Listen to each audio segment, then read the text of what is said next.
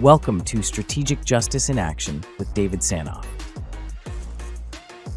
Hello and welcome to Strategic Justice in Action. I'm David Senoff, founding partner of First Law Strategy Group, where I focus on appellate advocacy, insurance bad faith, and public policy litigation. With nearly 3 decades of experience, I've argued cases in Pennsylvania, New Jersey, state and federal courts, all across the country at all levels. Today, I'm talking about how insurance companies act in bad faith and what policyholders, plaintiffs, and firms need to know when it happens. So, what does insurance bad faith actually mean from a legal perspective? So most people think, when they've had their claim denied, that the insurance company has done it in bad faith. That's not actually true. Insurance companies are allowed to deny your claim for any number of reasons, including that they believe that your claim does not fall within what's covered by the insurance policy. And so in the law, we define insurance bad faith generally, and this may not be in your state, but in a lot of states, it comes down to the question of, did the insurance company have a reasonable basis to deny your claim? If the answer to that question is no, they did not have a reasonable basis, then the question is, the follow-up question, did they go ahead and deny your claim anyway, either knowing or reasonably having a suspicion or should have known that the insurance company, should not have denied the claim, but did it anyway? So a shorthand is, did they deny your claim for a reasonable basis? And if not, and if they didn't have a reasonable basis, did they do it anyway? And so when you think about it that way, it's easier to understand what tactics insurers can commonly use after a claim that might constitute bad faith.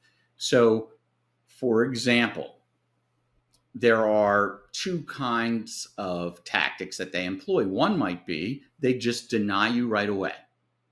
You make a claim and it's denied in such a short period of time that you wonder whether the insurer even read your file.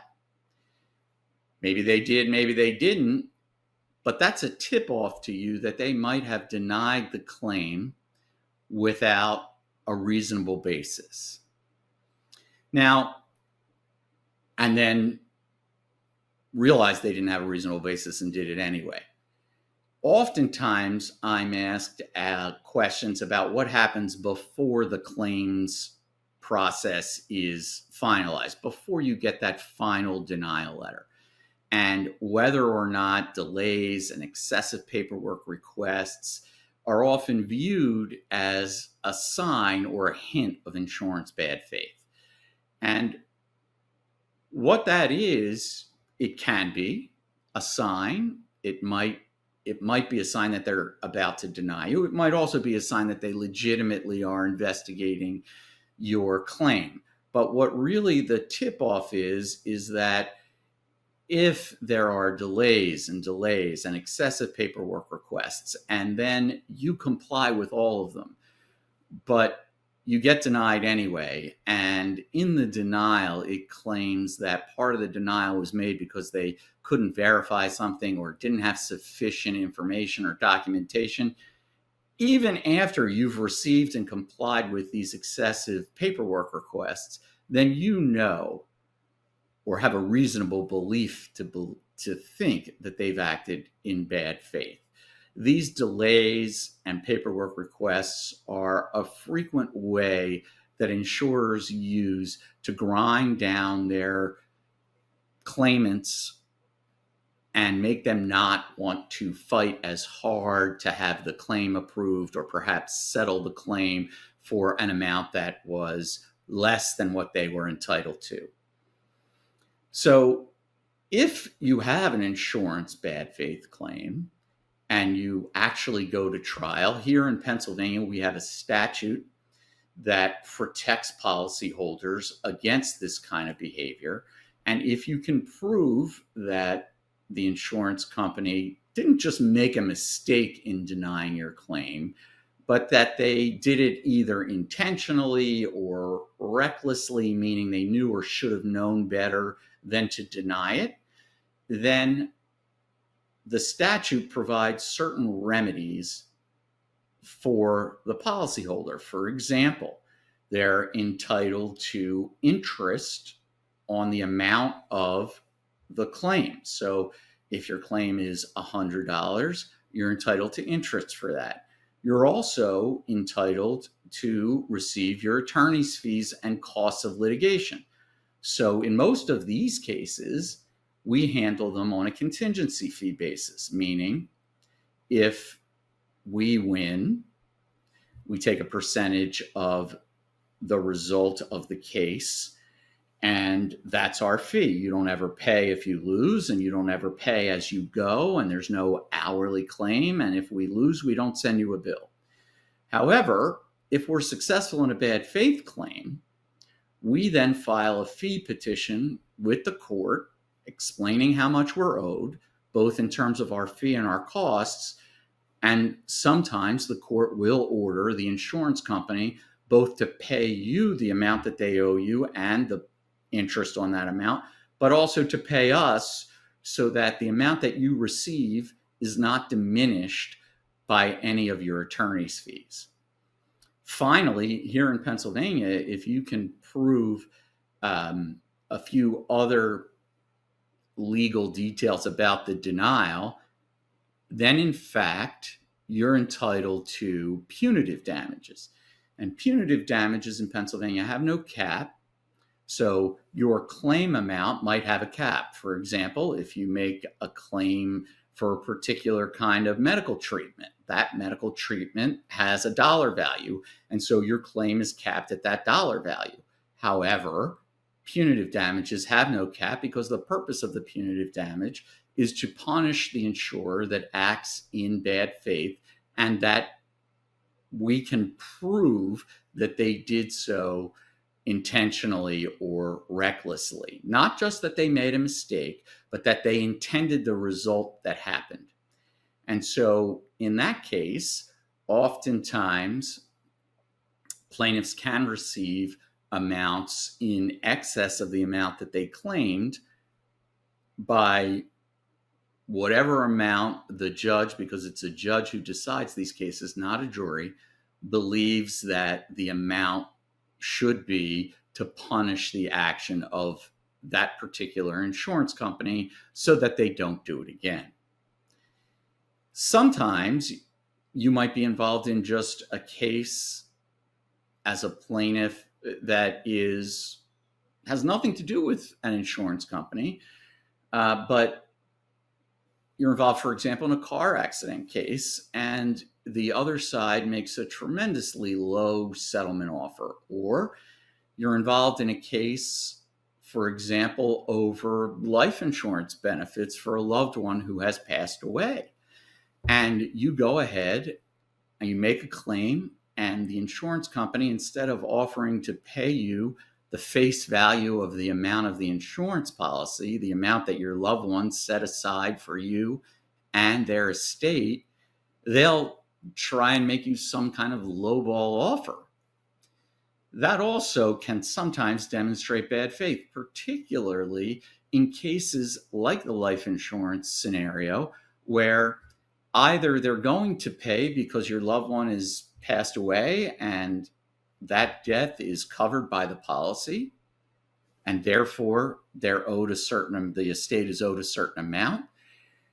There's not really a lot of room to maneuver, because when your loved one bought that insurance policy, they bought it for a specific dollar amount.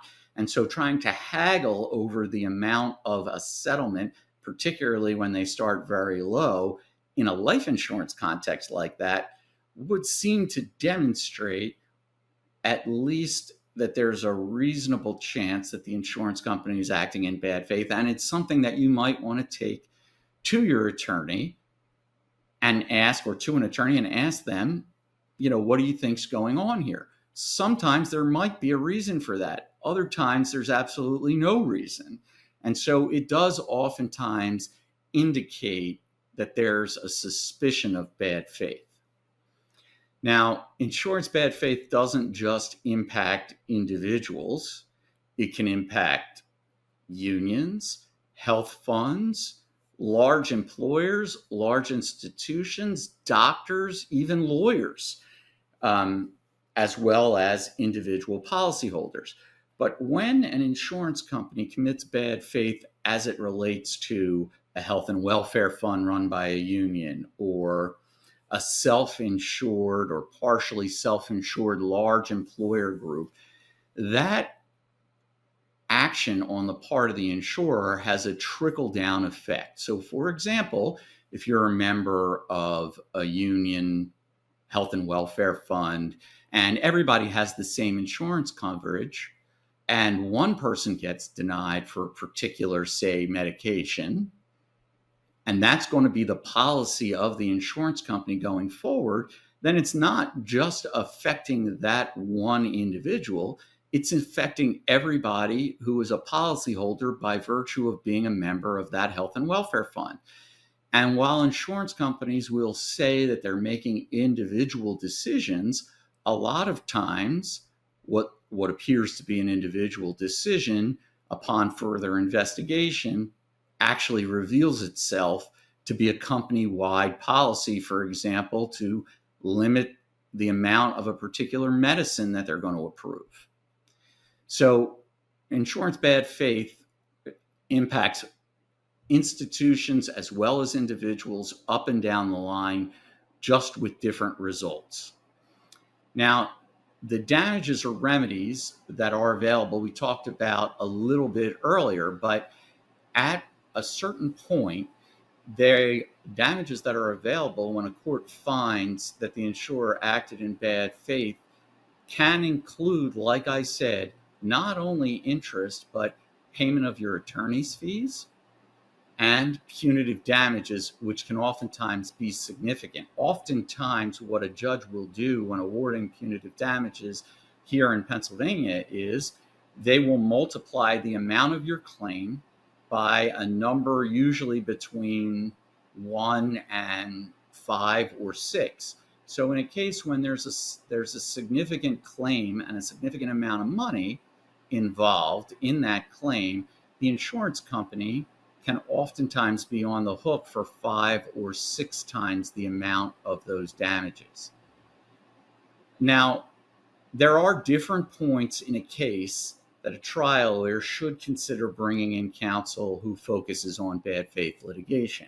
For example, a lot of times in medical malpractice cases, the trial lawyer will call me up and say, I understand that the doctor made a mistake here, but what seems to be troubling is that the doctor chose one medication or one procedure over another, even though the doctor themselves knew that the procedure they didn't pick maybe wasn't the best procedure for you, the plaintiff.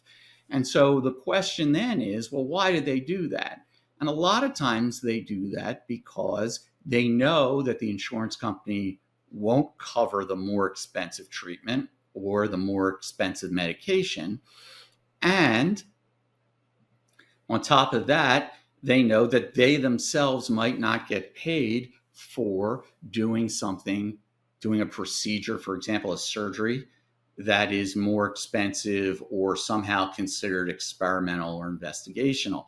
And so the time for a trial lawyer, particularly in that situation, to bring in bad faith counsel is when they start thinking about why is it that a defendant acted in a certain way that's seemingly inexplicable.